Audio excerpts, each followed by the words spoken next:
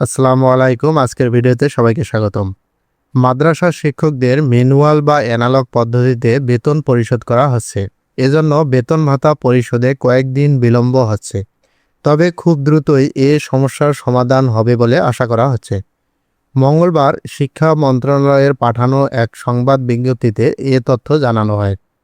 বিজ্ঞপ্তিতে বলা হয়, জাতীয় সংসদে রংপুর ৬ আসনের সংসদ সদস্য ও জামায়াতে ইসলামীর নেতা মোহাম্মদ নুরুল আমিন বলেছেন, জুন মাসের ১৬ তারিখেও মাদ্রাসার কোনো শিক্ষককে বেতন দেয়া হয়নি।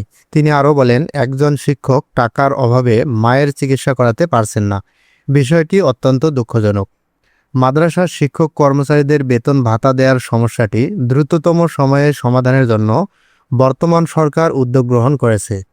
ইতিমধ্যে মাদ্রাসা education management and information system MEMIS support দ্বিতীয় সংশোধিত প্রস্তাবিত তৃতীয় সংশোধন প্রকল্প গত ৯ June electronic fund transfer EFT কার্যক্রম অন্তর্ভুক্ত করে একনেকে অনুমোদিত হয়েছে। এর মাধ্যমে বেতন ভাতা দেওয়ার সমস্যাটি সহজেই সমাধান হবে। বিজ্ঞপ্তিতে আরও বলা হয়, 2017 খ্রিস্টাব্দের মাদ্রাসা education management and information system প্রকল্পটি অনুমোদন করা হয়।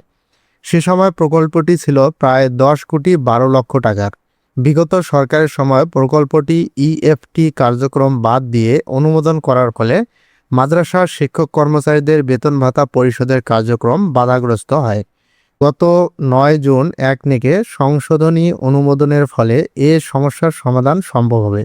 বর্তমানে এ প্রকল্পটি প্রায় 38,07,00,000 টাকার। আগে এ প্রকল্পের মাধ্যমে 8টি বিভাগে 8টি মাদ্রাসায় পাইলটিং কার্যক্রমের আওতায় EFT এর মাধ্যমে বেতন ভাতা পরিশোধের কার্যক্রম গ্রহণ করা হয়েছিল। ফলে 8টি শিক্ষা প্রতিষ্ঠান ছাড়া অন্যান্য সব মাদ্রাসায় ম্যানুয়াল বা অ্যানালগ পদ্ধতিতে বেতন পরিশোধ করা হচ্ছে। সেজন্য বেতন ভাতা পরিশোধে কয়েকদিন বিলম্ব হচ্ছে। তবে খুব দ্রুতই এ সমস্যার সমাধান হবে বলে আশা করা হচ্ছে।